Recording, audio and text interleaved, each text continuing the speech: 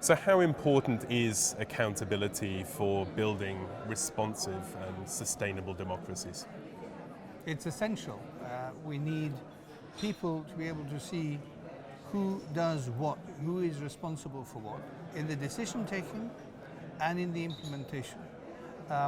Accountability has many different aspects to it. The most obvious is political accountability through elections. But there is also administrative, financial, legal accountability. So this is something that enters the democratic process at every phase and is one of the key factors for making democracy interactive and participatory. And what's a key sort of standout best practice on supporting accountability issues at the EEAS, the External Action Service of the European Commission?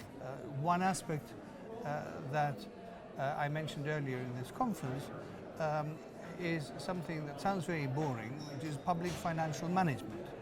But public financial management is about making efficient use of scarce resources and showing transparently how allocations are made, how priorities are set, and making sure that money doesn't disappear through mismanagement or graft. If you look at what is needed, and I link it also to the Addis Ababa agenda on financing, to achieve self-sustaining resource mobilization, many countries will need to develop or increase taxation. People generally don't like paying taxes unless they feel they're getting something for it. Now, getting something for it means knowing where the money goes. We are then back in transparency and accountability. Yep. So accountability in a political context is essential for mobilization of the resources in an economic context, which will allow governments to reach out and work for greater social inclusion in that social dimension. So the three are very much linked together, and the one will not succeed without the other. Now we have the SDGs, we have the broad goals in place. We now have to move from the theory to the practice. What sort of metrics are you expecting to see in areas such as accountability, peer review, and how will the monitoring and accountability framework change in the coming years towards putting the Agenda 2030 into practice?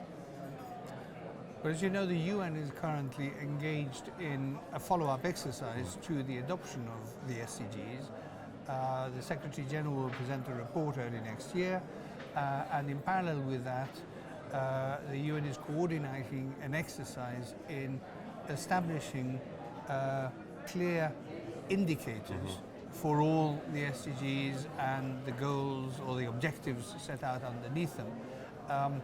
We think that's very important work, and it's very important that it remains as critical and objective as possible, that we don't reintroduce a political assessment, but that we really do have them as performance indicators. The assessment and the politics comes into it later on, once you've seen how countries, beneficiaries, donors, partners perform according to these criteria. This is not about either a beauty contest or about finger pointing. It's more, if you like, everyone is competing against themselves to do better in their specific circumstances, and the indicators and the performance that one can then assess should help us adjust our programs or guide future programs in order to see where can we have the best impact, where are the strong points and the weak points in each context, in each society, and therefore how do we best help them.